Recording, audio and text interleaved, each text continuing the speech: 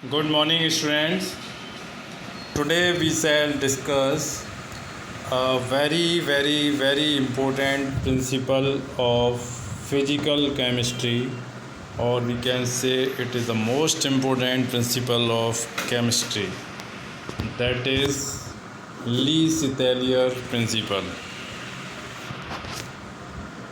It is also called as Le-Chatelier or Le-Chatelier. Okay, it is the name of a scientist. उन्होंने ये principal दिया. अब देखिए, ये जो प्रिंसिपल है इक्विलिब्रियम वाली कंडीशन के लिए है ना, ये वैलिड है. और ये क्या कहता है कि अगर कोई हमारी केमिकल रिएक्शन है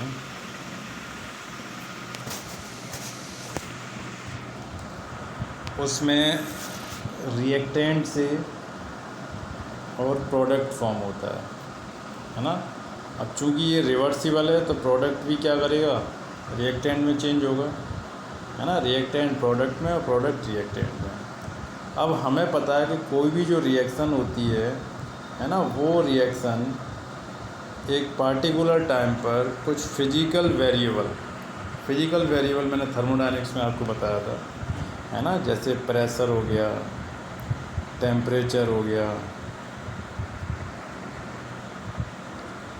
एंड कंसंट्रेशन हो गया, है ना. ये फिजिकल वेरिएबल है. इनको हम चेंज कर सकते हैं. तो जब हम इनको चेंज करते हैं तो केमिकल रिएक्शन पर, जो रिवर्सिबल रिएक्शन है ना, उस पर क्या इफ़ेक्ट होगा, क्या इम्पैक्ट पड़ेगा, या वो केमिकल रिएक्शन किस तरीके से, है ना, रिएक्ट करेगी. क्या वो न्यूट्रल हो जाएगी या उसमें कुछ चेंजेस होंगे.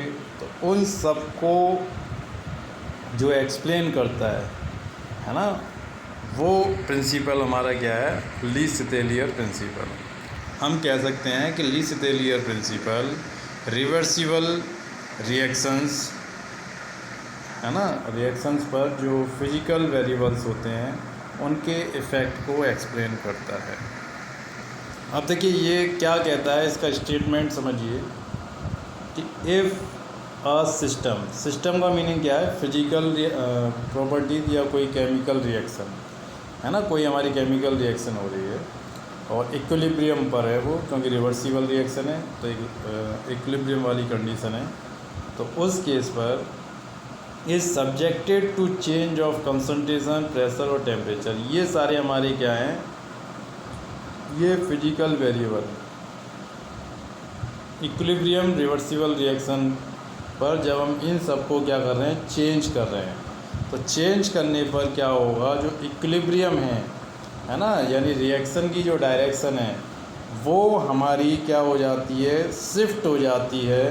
क्या हो जाती है, शिफ्ट हो जाती है in that direction in which the effect of change is undo का मीन्स क्या है, न्यूट्रलाइज हो जाता है. क्या हो जाता है, न्यूट्रलाइज. ठीक है. एक और समझ लीजिए, कोई रिएक्शन है हमारी, उसमें हम फिजिकल वेरिएबल्स को चेंज करते हैं, तो जो रिएक्शन है वो अपने आप को इस तरीके से एडजस्ट करती है. क्या करती है, एडजस्ट करती है, so that the effect of change is nullify माने जीरो, न्यूट्रलाइज हो जाता है ना. जो भी इफ़ेक्ट है वो इफ़ेक्ट क्या हो जाएगा, कैंसिल आउट हो जाएगा, है ना. इसको देखिए एक डायग्राम से दिखाया गया है. ये रिएक्टेंट है और ये प्रोडक्ट है ना. और इस तरीके से हमारी ये कोई केमिकल रिएक्शन है. तो वो क्या करती है, अपने आप को बैलेंस करने की कोशिश करती है. हम प्रेशर को इंक्रीज़ करें या डिक्रीज़ करें, हम टेम्परेचर को इंक्रीज़ करें या डिक्रीज़ करें, कॉन्सेंट्रेशन को इंक्रीज़ करें या डिक्रीज़ करें. तो उन सारे इफ़ेक्ट को, जो ये इक्विलिब्रियम वाली कंडीशन है ना, तो ये क्या करता है, अपने को एडजस्ट करके उस इफ़ेक्ट को न्यूट्रलाइज करने की कोशिश करता है. देखिए एक बहुत सिंपल सा प्रैक्टिकल एग्जांपल मैं आपको बताता हूँ कि आप में से कोई एक स्टूडेंट है ए, है ना, और एक टीचर है, वो आपसे कहता है कि tomorrow you will come with your complete homework. आप कल अपना कंप्लीट होमवर्क करके लेके आएंगे। तो सेकंड डे जब पूछा जाता है टीचर के थ्रू, है ना, कि आपने अपना होमवर्क किया या नहीं किया, तो वो स्टूडेंट कहता है कि मैंने नहीं किया। ठीक है। अब जो टीचर है वो स्टूडेंट से कहता है कि कल अगर आप नहीं करके लेके आए, है ना, तो आपको पनिश किया जाएगा, है ना। तो टीचर ने एक एक्शन किया, दैट इज़ पनिशमेंट। ठीक है। अब जैसे ही पनिशमेंट का एक है ना इम्पैक्ट आया स्टूडेंट पर, तो अब स्टूडेंट क्या करेगा, नेक्स्ट डे या तो होमवर्क कंप्लीट करके लाएगा या वो उस क्लास में नहीं आएगा। ठीक है। तो इससे क्या हुआ कि जो टीचर का इम्पैक्ट था पनिशमेंट वाला, है ना, जो चेंज हुआ, फिजिकल चेंज हुआ केमिकल रिएक्शन पर, उसको न्यूट्रलाइज़ करना है। तो न्यूट्रलाइज़ कैसे होगा, या तो आप होमवर्क कंप्लीट कर लीजिए या टीचर को फेस मत करिए। ठीक है। तो उसी तरीके से अरिस्टोटेलियन प्रिंसिपल ने बोला कि कोई केमिकल रिएक्शन है, उस रिएक्शन पर हम क्या कर रहे हैं, फिज़िकल चेंज कर रहे हैं, फिज़िकल वेरिएबल्स हैं, है ना, उनमें हम क्या कर रहे हैं, चेंज कर रहे हैं। जब उन पर चेंज करते हैं तो रिएक्शन क्या करती है, अपने आप को, अब चूँकि रिवर्सिबल है, उसके पास दो ऑप्शन है, या तो फॉरवर्ड में जाए या बैकवर्ड में, तो वो उस डायरेक्शन में ट्रिगर्ड हो जाती है, चली जाती है, जहाँ पर फिज़िकल चेंज का इफ़ेक्ट इसके ऊपर क्या हो जाए, न्यूट्रलाइज हो जाए। ठीक है। तो it is the law of और प्रिंसिपल ऑफ अरिस्टोटेलियन। ये मोस्ट इम्पोर्टेंट प्रिंसिपल है। इससे हम बहुत सारी केमिकल जो फिनोमिना है उनको एक्सप्लेन करेंगे 11th में भी, 12th में भी, ग्रेजुएशन में भी, जहाँ भी केमिस्ट्री है ना, everywhere we will consider this principle. ठीक है। यानी कोई भी चेंज होगा फिजिकल पैरामीटर में, तो जो रिएक्शन है वो अपने आप को इस तरीके से एडजस्ट कर लेती है ताकि इफ़ेक्ट ऑफ चेंज न्यूट्रलाइज हो जाए। अब देखिए क्या क्या हम चेंज कर सकते हैं, है ना। तो फर्स्ट चेंज है चेंज इन कंसंट्रेशन। तो देखिए कोई हमारी रिएक्शन है R, है ना, और वो क्या हो रही है, प्रोडक्ट में चेंज हो रही है। ठीक है। ये हमारी एक रिवर्सिबल रिएक्शन है। अगर हम क्या करते हैं, रिएक्टेंट की कंसंट्रेशन को इंक्रीज़ कर दें, क्या करें, रिएक्टेंट की कंसंट्रेशन को इंक्रीज़ कर दें, तो क्या होगा, केमिकल रिएक्शन पर क्या इम्पैक्ट पड़ेगा, क्या करना चाहिए केमिकल रिएक्शन को, ताकि ये जो इंक्रीज्ड कंसंट्रेशन है रिएक्टेंट की, है ना, उसका इफ़ेक्ट इक्विलिब्रियम पर, है ना पड़े, है ना, वो इसको क्या करे, न्यूट्रलाइज कर दे। तो इसके लिए क्या होगा, जो रिएक्शन है उसकी डायरेक्शन कहाँ हो जाएगी, फॉरवर्ड डायरेक्शन में हो जाएगी। कहाँ हो जाएगी, फॉरवर्ड डायरेक्शन में हो जाएगी। ठीक है। क्योंकि जैसे हम इसको ऐड कर रहे हैं तो ये फटाफट कंज्यूम होने लग जाएगा और किस में चेंज होने लग जाएगा, प्रोडक्ट में। इस तरीके से effect of increase in concentration of reactant क्या हो जाएगा, न्यूट्रलाइज हो जाएगा। अब अगर हम क्या कर रहे हैं, प्रोडक्ट कोई बन रहा है उसमें और हम प्रोडक्ट की कंसंट्रेशन इंक्रीज़ कर दें, तो उस वाले केस में क्या होगा, उस वाले केस में क्या होगा कि रिएक्शन हमारी कहाँ पर शिफ्ट हो जाएगी, बैकवर्ड डायरेक्शन में हो जाएगी, है ना, क्योंकि प्रोडक्ट की कंसंट्रेशन इंक्रीज़ हो गई। तो प्रोडक्ट इक्विलिब्रियम को मेंटेन करने के लिए और क्या करेगा, रिएक्टेंट में कन्वर्ट होना स्टार्ट हो जाए, यानी अब प्रोडक्ट से रिएक्टेंट बनना स्टार्ट हो जाएगा। इस तरीके से क्या होता है, कंसंट्रेशन का इफ़ेक्ट न्यूट्रलाइज होता है ना। रिएक्टेंट बढ़ेगा तो फॉरवर्ड डायरेक्शन में रिएक्शन चली जाएगी, प्रोडक्ट इंक्रीज होगा तो बैकवर्ड डायरेक्शन में आ जाएगी, प्रोडक्ट का कंजम्पशन बढ़ जाएगा, है ना। देखिए, if an additional amount of reactant और प्रोडक्ट इज़ एडेड, है ना, अगर हम रिएक्टेंट को ऐड कर रहे हैं या प्रोडक्ट को ऐड कर रहे हैं तो क्या होगा, स्ट्रेस इज़ रिलीव्ड, मतलब जो बढ़ी हुई कंसंट्रेशन है उसका इफ़ेक्ट, उसको स्ट्रेस बोल रहे हैं, वो रिलीव होगा। कैसे, by consuming that substance occur more rapidly than its reverse reaction, है ना। तो रिएक्शन उस डायरेक्शन में चली जाएगी जहाँ से जो बढ़ी हुई कंसंट्रेशन है उसका कंजम्पशन इंक्रीज़ हो जाए। तो देखिए, increase the concentration of reactant, reactant को बढ़ाएंगे तो रिएक्शन कहाँ चली जाएगी, टुवार्ड्स प्रोडक्ट यानी फॉरवर्ड डायरेक्शन में, और प्रोडक्ट को बढ़ाएंगे तो रिएक्शन कहाँ चली जाएगी, टुवार्ड्स रिएक्टेंट, इसका मतलब बैकवर्ड डायरेक्शन में। ठीक है, तो फर्स्ट हमने लीस्टेलियर प्रिंसिपल को यूज करते हुए जाना कि अगर हम रिएक्टेंट को बढ़ाते हैं कंसंट्रेशन को तो रिएक्शन फॉरवर्ड डायरेक्शन में इंक्रीज़ हो जाती है, तेज़ी से होती है, उससे हमें ज़्यादा से ज़्यादा प्रोडक्ट मिलेगा, है ना। तो ये कॉन्सेप्ट यूज किया जाता है इंडस्ट्रीज़ में ज़्यादा प्रोडक्ट को गेन करने के लिए। अगर आपको कोई भी ज़्यादा प्रोडक्ट बनाना है तो उसके लिए आप क्या करिए, ज़्यादा से ज़्यादा रिएक्टेंट यूज करिए। ठीक है, सेकंड देखिए, चेंज ऑफ प्रेशर। अब देखिए प्रेशर का मीनिंग क्या है, ये हमारा कंटेनर है और इसके अंदर ये कुछ मॉलिक्यूल हैं, है ना। तो इसका प्रेशर है P। अब हम इस पर प्रेशर बढ़ाएं, क्या करें, प्रेशर बढ़ाएं। इस पर प्रेशर कैसे बढ़ सकता है, हम क्या करें, इसका जो साइज़ है वो छोटा कर दें, है ना, या एक पिस्टन लगा दें यहाँ पर, है ना, और पिस्टन से क्या करें, इसको थोड़ा सा अंदर की ओर प्रेस कर दें। ठीक है, जब अंदर की ओर इसको प्रेस करेंगे तो उससे क्या होगा, अब वॉल्यूम कम हो गया, प्रेशर बढ़ गया इसमें, है ना। तो उस वाले केस में अब प्रेशर का इफ़ेक्ट कैसे न्यूट्रलाइज़ करें, तो वहाँ पर क्या करते हैं कि क्योंकि केमिकल रिएक्शन है A+3B गिव्स 2AB, है ना, इस तरीके से कोई हमारा रिएक्शन है। तो यहाँ पर नंबर ऑफ़ मोल्स कितने हैं 2 और यहाँ नंबर ऑफ़ मोल्स कितने हैं 4। अगर क्या हो, रिएक्शन हमारी उस डायरेक्शन में चली जाए जहाँ नंबर ऑफ़ मोल्स कितने हैं, लेस हैं, तो इफ़ेक्ट ऑफ प्रेशर कम होगा या नहीं होगा, सोचिए। इफ़ेक्ट ऑफ प्रेशर वहाँ पर कम हो जाएगा, है ना। क्यों कम हो जाएगा, क्योंकि अब वो नंबर ऑफ़ मॉलिक्यूल्स ज़्यादा नहीं है, मोल्स उनके कम हो गए, है ना। तो रिएक्शन हमारी कहाँ चली जाएगी, 4 की डायरेक्शन में नहीं जाएगी, बल्कि किधर चली जाएगी, जहाँ पर 2 मोल्स हैं, है ना। तो जब प्रेशर बढ़ाते हैं तो रिएक्शन उस डायरेक्शन में चली जाती है जहाँ नंबर ऑफ़ मोल्स कम होते हैं। आप सोचिए कि एक बिल्डिंग है, उसमें 10 पीपल बैठे हुए हैं, है ना, फ्लोर पर 1 2 3 4 5 6 7 8 9 10, है ना, ये बैठे हुए नीचे फ्लोर पर। अब क्या होता है कि उसमें से ये आधी जो रूम है उसका आधा पार्ट, है ना, अलग कर दिया जाता है ना, वो बिल्कुल किसी यूज का नहीं है मान के चलिए।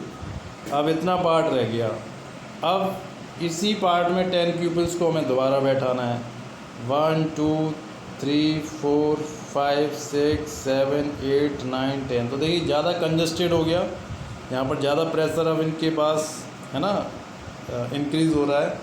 तो अब ये क्या करें कि अगर एक के ऊपर एक बैठ जाएं, है ना, 1 2 3 4 5 6 7 8 9 10, तो उससे क्या होगा, लेस स्पेस में ज़्यादा से ज़्यादा पर्सन ऑक्यूपाई हो सकते हैं, है ना। या हम पर्सन की जगह पर कोई बॉक्स ले लें, है ना। पहले हमने 1 बॉक्स रखे थे एक रूम में, अब उसका जो स्पेस है आधा कर दिया, यानी अब प्रेशर इंक्रीज़ हो गया। तो हम क्या कर सकते हैं, उनको ज़्यादा आसानी से ऑक्यूपाई करने के लिए, प्लेस करने के लिए उनको एक के ऊपर एक रख सकते हैं, है ना। तो बिल्कुल वही कॉन्सेप्ट यहाँ पर यूज होता है कि जहाँ नंबर ऑफ़ मोल्स ज़्यादा हैं, 4 मोल्स थे, तो उसको हमने देखा कि रिएक्टेंट में 4 मोल्स थे और प्रोडक्ट में कितने 2 मोल्स हैं, तो हमारी रिएक्शन उस डायरेक्शन में ट्रिगर्ड हो जाएगी जहाँ पर मोल्स हमारे क्या होंगे, लेस होंगे। इससे इफेक्ट ऑफ प्रेशर क्या होता है, कम हो जाता है। तो आपने देखा होगा कई सारी केमिकल रिएक्शंस होती हैं, उन रिएक्शंस में हम क्या करते हैं कि प्रेशर की कंसंट्रेशन को इंक्रीज़ करते हैं। क्या करते हैं हम, प्रेशर के अमाउंट को इंक्रीज़ करते हैं, है ना। बहुत सी रिएक्शन है हाई प्रेशर हाई टेम्परेचर पर होती हैं, तो उसका रीज़न ही यही होता है कि हाई प्रेशर करने से क्या है, रिएक्शन उस डायरेक्शन में हो जाती है, नंबर ऑफ़ मोल्स लेस होते हैं। तो pressure is increase, the process will move in that direction that the number of moles of gases are fewer, जहाँ पर नंबर ऑफ़ मोल्स क्या होंगे, कम होंगे। अगर प्रेशर डिक्रीज़ होता है तो क्या होगा, तो रिएक्शन वहाँ चली जाएगी जहाँ पर नंबर ऑफ़ मोल्स हाई होंगे। ठीक है, ये लिसिथिलियर प्रिंसिपल से हमने एक फिजिकल पैरामीटर था प्रेशर, उसको इंक्रीज़ करने से देखा कि रिएक्शन पर क्या इम्पैक्ट पड़ेगा। तो ये उसके number of moles per depend करता है। जहाँ नंबर ऑफ़ मोल्स लेस होंगे उस डायरेक्शन में रिएक्शन हमारी ट्रिगर हो जाएगी। ठीक है।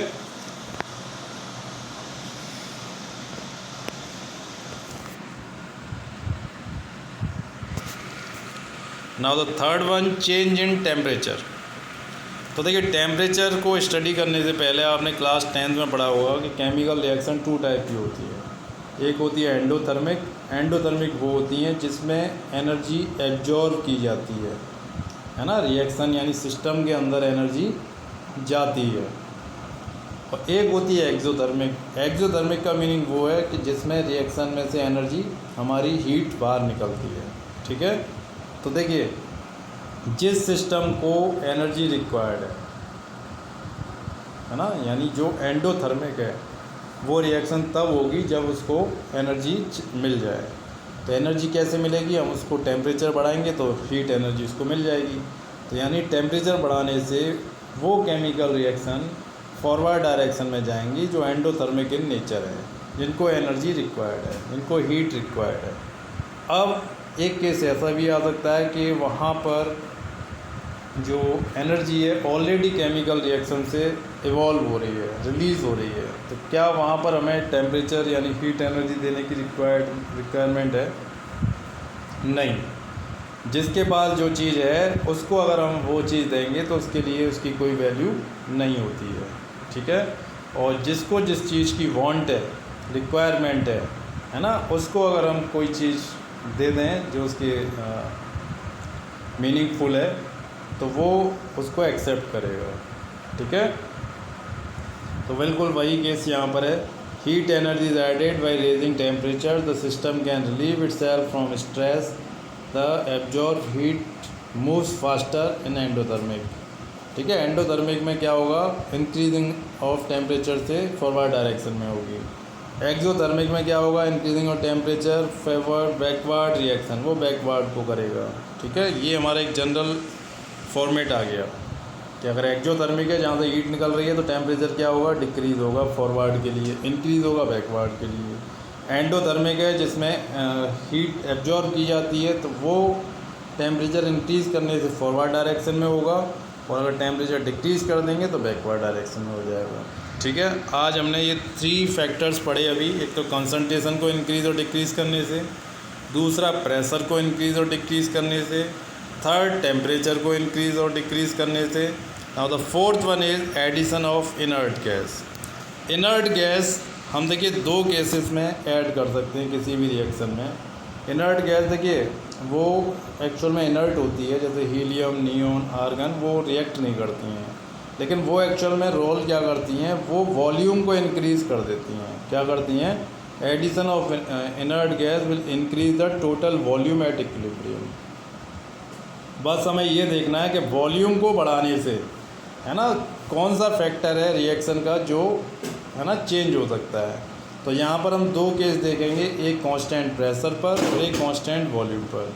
जब हम कांस्टेंट प्रेशर पर देखते हैं, किसमें देखते हैं? कांस्टेंट प्रेशर पर। तो कांस्टेंट प्रेशर है, प्रेशर तो चेंज होगा नहीं, लेकिन वॉल्यूम यहाँ पर हम चेंज हो जाएगा। क्यों हो जाएगा? क्योंकि हम गैस को ऐड कर रहे हैं। तो जो वॉल्यूम ऐड होने पर क्या होगा? Process will move in that direction where the number of moles of gaseous system are greater.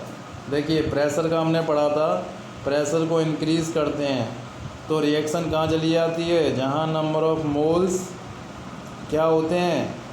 Less होते हैं, है ना। नंबर ऑफ मोल्स क्या होते हैं? लेस होते हैं, उस डायरेक्शन में चली जाती है ना। लेकिन जब हम वॉल्यूम को बढ़ा रहे हैं, पहले वॉल्यूम हमारा क्या था? ये वॉल्यूम था। अब वॉल्यूम क्या हो गया? ये हो गया, है ना। वॉल्यूम इंक्रीज़ हो गया तो रिएक्शन कहाँ पर जाएगी? जहाँ पर नंबर ऑफ मोल्स क्या होंगे? ग्रेटर होंगे। प्रेशर को डिक्रीज़ करते हैं, यानी अब हमने ये साइज था उसको इतना कर दिया, तो रिएक्शन कहाँ आती है? यहाँ पर नंबर ऑफ मोल्स कम होते हैं। मैंने बॉक्स वाला आपको एग्जांपल बताया था, ये इसके जस्ट अपोजिट है। ठीक है। तो देखिए, जहाँ पर नंबर ऑफ मोल्स इक्वल है किसी केमिकल रिएक्शन में, जैसे रिएक्टेंट प्रोडक्ट, तो उस पर तो कोई इफेक्ट पड़ेगा नहीं। लेकिन एक केस ये है जहाँ पर नंबर ऑफ मोल्स मोर है, तो रिएक्शन हमारी किस डायरेक्शन में चली जाएगी, इधर 1 है और इधर 1 और 1 2 है ना, तो रिएक्शन हमारी किधर चली जाएगी, इस डायरेक्शन में चली जाएगी। ठीक है। और एक केस इसमें है, जब addition of inert gas at constant volume, जब वॉल्यूम कांस्टेंट हो जाएगा तो उस वाले केस पर इस पर कोई इम्पैक्ट नहीं पड़ेगा। ठीक है, ये कंक्लूज़न है, आप इसका स्क्रीनशॉट ले सकते हैं, है ना, ली सतेलियर प्रिंसिपल का। इससे कई सारे क्वेश्चंस आपके सॉल्व हो जाएंगे। इनर्ट गैस में हमने 2 केसेस पढ़े, एक कांस्टेंट वॉल्यूम वाला, है ना, उसमें क्या होता है, जब वॉल्यूम कांस्टेंट है तो कोई इफ़ेक्ट नहीं होगा। जब वॉल्यूम हमारा कांस्टेंट नहीं है और नंबर ऑफ़ मोल्स ज़्यादा हैं तो फॉरवर्ड डायरेक्शन में जाएगा, और नंबर ऑफ़ मोल्स अगर लेस हैं तो वो बैकवर्ड डायरेक्शन में चले जाएगा। और अगर डेल्टा एन हमारा कितना है, 0 है, तो कोई चेंज नहीं होगा। ठीक है, ये हमारा ली सतेलियर प्रिंसिपल का पूरा समरी है। ठीक है, थैंक यू।